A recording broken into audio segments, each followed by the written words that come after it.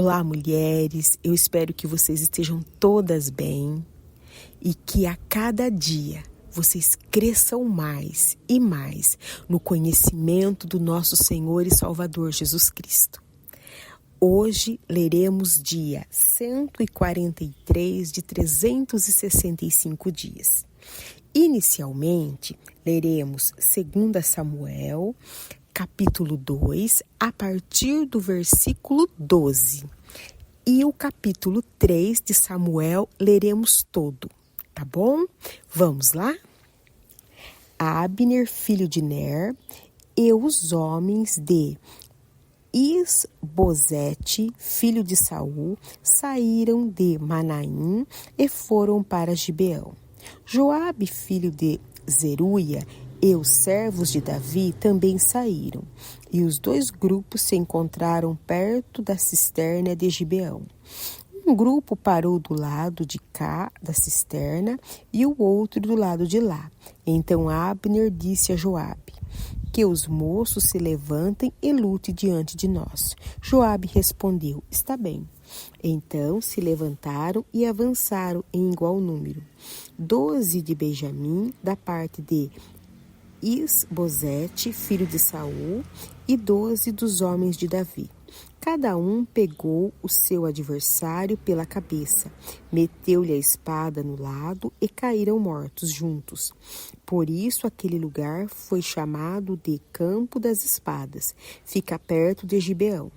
Houve um combate intenso naquele dia, e Abner e os homens de Israel foram derrotados pelos homens de Davi. Estavam ali os 3 filhos de Zeruia, Joabe, Abisai e Azael. Azael, que era ligeiro como uma gazela selvagem, perseguiu Abner, e na sua perseguição não se desviou nem para a direita e nem para a esquerda. Então Abner olhou para trás e perguntou: é você, Azael? Ele respondeu: sou eu mesmo. Então Abner disse: desvie-se para a direita ou para a esquerda, agarre com um dos soldados e apegue a armadura dele. Porém Azael não desistiu de perseguir Abner. Então Abner disse mais uma vez: pare de me perseguir, do contrário vou ter de matá-lo. E depois, como poderia eu olhar no rosto do seu irmão Joabe? Como Azael não quis deixar de persegui-lo, Abner o feriu na barriga com a extremidade inferior da lança, que lhe saiu pelas costas. Azael caiu e morreu ali mesmo. Todos os que chegavam ao lugar em que Azael tinha caído morto paravam. Porém Joabe e Abisai perseguiram Abner. O sol se pôs quando eles chegaram à colina de Amá, que está em frente a Giá, no caminho do deserto de Gibeão. Os filhos de Benjamim o reuniram em volta de Abner, formando uma só tropa, e se puseram no alto de uma colina. Então Abner gritou para Joabe: será que a espada vai consumir para sempre? Você não sabe que serão amargas as suas consequências? Até quando você vai esperar para ordenar ao povo que deixe de perseguir os seus irmãos? Joabe respondeu: tão certo como vive Deus, se você não tivesse falado, só amanhã cedo o povo cessaria de perseguir cada um o seu irmão. Então Joabe tocou a trombeta e todo o povo parou. E eles não perseguiram mais Israel, e a luta acabou. Abner e seus homens marcharam toda aquela noite pela planície, passaram o Jordão e, caminhando toda a manhã, chegaram a Manaim. Joabe deixou de perseguir Abner, e tendo reunido todo o povo, verificou que faltavam 19 dos homens de Davi, além de Azael. Porém, os servos de Davi tinham matado dentre os de Benjamim e dentre os soldados de Abner 360 homens, e levaram Azael e o sepultaram no túmulo do seu pai, em Belém. Joabe e seus homens Caminharam toda aquela noite e ao amanhecer chegaram a Hebrom. Durou muito tempo a guerra entre a casa de Saul e a casa de Davi. Davi se fortalecia cada vez mais, enquanto a casa de Saul se enfraquecia. Em Hebrom nasceram filhos a Davi. O primogênito foi Amon, de Ainoã, Zesreelita. O segundo foi Quiliabe, de Abigail, viúva de Nabal, o Carmelita. O terceiro foi Absalão, filho de Maaca, filha de Talmai, rei de Gesur. O quarto foi Adonias, filho de Agite. O quinto foi Zefatias, filho de Abidal. E o sexto foi Idreão, de Agla, mulher de Davi. Estes filhos de Davi nasceram em Hebrom. Enquanto durou a guerra entre a casa de Saul e a casa de Davi, Abner se tornava cada vez mais poderoso na casa de Saul. Saul teve uma concubina chamada Rispa, filha de Aia. Isbosete perguntou a Abner: por que você deve relações com concubina de meu pai? Abner ficou indignado com as palavras de Isbosete e disse: sou eu um cão a serviço de Judá? Ainda hoje sou fiel à casa de Saul, seu pai, e aos irmãos e amigos dele, e não entreguei você nas mãos de Davi. No entanto, hoje você quer me culpar por causa dessa mulher? Que Deus me castigue se eu não fizer por Davi o que o Senhor lhe prometeu, transferindo o reino da casa de Saul e estabelecendo o trono de Davi sobre Israel e sobre Judá, desde Dan até Berseba. Isbosete não pôde dizer nada a Abner, porque tinha medo dele. Então Abner enviou mensageiros a Davi, dizendo: de quem é a terra? Faça uma aliança comigo e eu o ajudarei a fazer com que todo Israel se junte a você. Davi respondeu: muito bem, farei uma aliança com você, porém uma coisa exijo. Quando vier falar comigo, você não verá a minha face, se primeiro não me trouxer Mical, filha de Saul. Davi também enviou mensageiros a Isbosete, filho de Saul, dizendo: dê-me de volta a minha mulher Mical. Para poder casar com ela, dei como pagamento 100 prepúcios de filisteus. Então Isbosete mandou tirá-la do seu marido, Paltiel, filho de Laís. Seu marido a acompanhou, caminhando e chorando atrás dela, até Baurim. Então Abner disse a ele: agora vá e volte para casa. E ele voltou. Abner falou com os anciãos de Israel, dizendo: no passado vocês queriam que Davi reinasse sobre vocês. Façam isto agora, porque o Senhor falou a Davi, dizendo: por meio de Davi, meu servo, livrarei meu povo das mãos dos filisteus e das mãos de todos os seus inimigos. Abner falou também com a tribo de Benjamim. E então ele foi dizer a Davi, em Hebrom, tudo o que agradava a Israel e toda a casa de Benjamim. Abner foi falar com Davi em Hebrom, e 20 homens estavam com ele. Davi ofereceu um banquete a Abner e aos homens que tinham vindo com ele. Então Abner disse a Davi: eu me levantarei e irei para ajuntar todo o Israel ao rei, meu senhor, para fazerem aliança com o rei. O meu senhor reinará sobre tudo o que fizer. Então Davi deixou que Abner partisse e ele se foi em paz. Eis que os servos de Davi e Joabe vieram de uma investida e traziam consigo grande despojo. Mas Abner já não estava com Davi em Hebrom, porque este o havia deixado ir embora. E ele tinha ido em paz. Quando Joabe chegou com toda a tropa que estava com ele, disseram-lhe: Abner, filho de Ner, veio falar com o rei, que deixou que ele fosse embora em paz. Então Joabe foi falar com o rei e disse: o que foi que o Senhor fez? Eis que Abner esteve aqui e o Senhor o deixou ir embora. Agora ele se foi. O Senhor bem conhece Abner, filho de Ner. Veio para enganá-lo, para observar os seus movimentos e sondar todos os seus planos. Ao sair da presença de Davi, Joabe enviou mensageiros atrás de Abner, e eles o trouxeram de volta desde a cisterna de Sirá, sem que Davi o soubesse. E quando Abner voltou a Hebrom, Joabe o levou para um lado, no interior do portão da cidade, para lhe falar em segredo, e ali o feriu na barriga, e assim Abner morreu, por ter derramado sangue de Asael, irmão de Joabe. Depois, quando Davi ficou sabendo, disse: eu e o meu reino somos inocentes diante do Senhor para sempre, do sangue de Abner, filho de Ner. Que este sangue caia sobre a cabeça de Joabe e sobre toda a casa de seu pai. Que nunca falte na casa de Joabe quem tenha fluxo, quem seja leproso, quem se apoie em muleta, quem caia à espada e quem necessite de pão.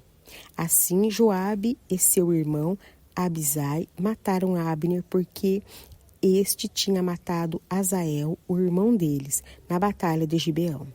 Então Davi disse a Joabe e a todo o povo que estava com ele: rasguem as suas roupas, vistam-se de panos de saco e façam lamentação por Abner.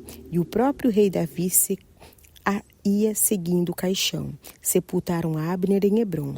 O rei levantou a voz e chorou junto à sepultura de Abner. E todo o povo também chorou. E o rei fez a seguinte lamentação por Abner: por que Abner teve de morrer como se fosse um tolo? As suas mãos não estavam atadas, nem estavam acorrentadas os seus pés. Você caiu como quem cai diante dos filhos da maldade.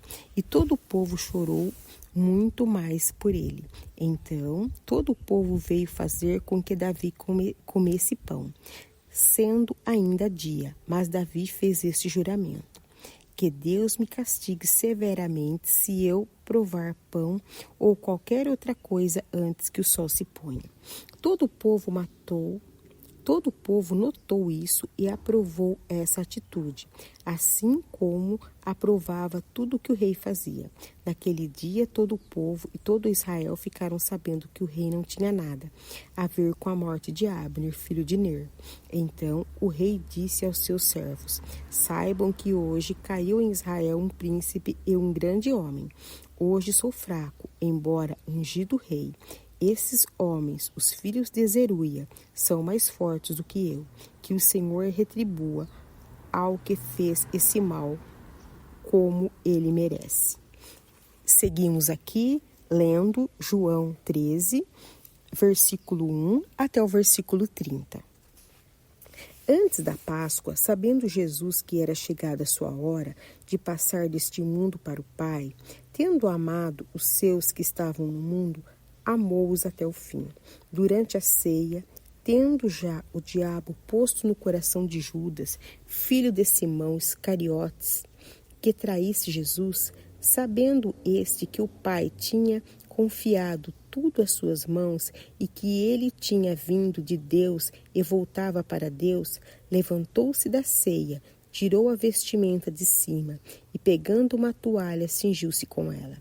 Em seguida, Jesus pôs água numa bacia e começou a lavar os pés dos discípulos e a enxugá-los com a toalha com que estava cingido. Quando se aproximou de Simão Pedro, este lhe perguntou: vai lavar os meus pés, Senhor? Jesus respondeu: o que eu faço você não compreende agora, mas vai entender depois. Então Pedro disse: Senhor, nunca lavará os meus pés. Ao que Jesus respondeu: se eu não lavar, você não terá parte comigo. Então Pedro lhe pediu: Senhor, não somente os pés, mas também as mãos e a cabeça. Jesus respondeu: quem já se banhou não precisa lavar nada, a não ser os pés, pois quanto ao mais está tudo limpo. E vocês estão limpos, mas não todos, pois ele sabia que era o traidor. Foi por isso que Jesus: nem todos estão limpos. Depois de lhes ter lavado os pés, Jesus pôs de novo as suas vestimentas e, voltando à mesa, perguntou-lhes: vocês compreendem o que que eu quis? Vocês compreendem o que eu lhes fiz? Vocês me chamam de mestre e de senhor e fazem bem, porque eu sou. Ora, se eu, sendo senhor e mestre, lavei os pés de vocês, também vocês devem lavar os pés uns dos outros, porque eu lhes dei o exemplo, para que, como eu fiz, vocês também façam. Em verdade lhes digo que o servo não é maior do que o teu senhor, nem o enviado é maior do que aquele que enviou. Se vocês sabem estas coisas, bem-aventurados serão se as praticarem. Não falo a respeito de todos vocês, pois eu conheço aqueles que escolhi, mas é para que se cumpra a Escritura. Aquele que come do meu pão levantou contra mim o seu calcanhar. Desde já lhes digo isso, antes que conheça, para que quando acontecer, vocês creiam que eu sou. Em verdade lhes digo, quem recebe aquele que eu enviar, recebe a mim. E quem recebe a mim, recebe aquele que me enviou.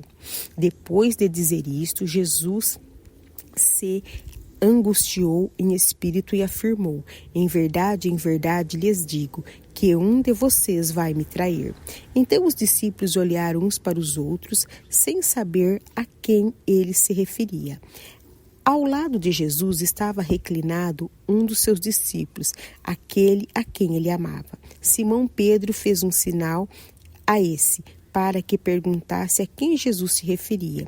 Então aquele discípulo, reclinando-se sobre o peito de Jesus, perguntou, Senhor, quem é? Jesus respondeu, é aquele a quem eu der o pedaço de pão molhado. Então Jesus pegou um pedaço de pão e, tendo molhado, deu-lhe a Judas, o filho de Simão Iscariotes. E depois que Judas recebeu o pedaço de pão, imediatamente Satanás entrou nele. Então Jesus disse a Judas, o que você pretende fazer, faça-o depressa.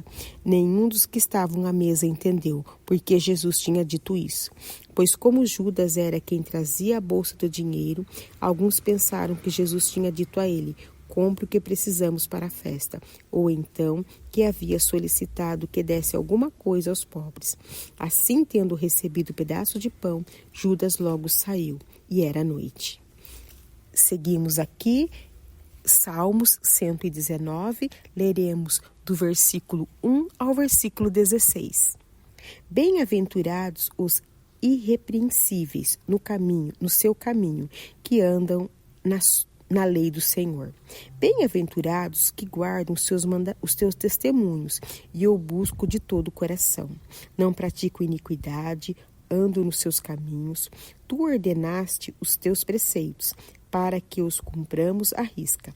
Quem dera fossem firmes os meus passos, para que eu observe os teus decretos, então não terei de que me envergonhar, quando considerar todos os seus mandamentos. Eu te darei graças com integridade de coração, quando tiver aprendido os teus retos juízos. Cumprirei os teus decretos, não me desampares jamais. De que maneira poderá o jovem guardar puro seu coração, o seu caminho? Observando segundo a tua palavra, de todo o coração te busquei. Não deixes que eu me desvie dos teus mandamentos. Guarda a tua palavra no meu coração, para não pecar contra ti. Bendito tu és, Senhor. Ensina-me os teus decretos. Como os lábios tenho narrado todos os juízos da tua boca. Mas me alegro com o caminho dos teus testemunhos, do que com todas as riquezas. Meditarei nos teus preceitos, e as tuas veredas terei respeito. Terei prazer nos teus decretos. Não me esquecerei da tua palavra. Seguimos aqui, Provérbios 15, leremos os versículos 29 e 30. O Senhor está longe dos ímpios, mas ouve a oração dos justos. O brilho nos olhos alegra o coração. Uma boa notícia fortalece até os ossos.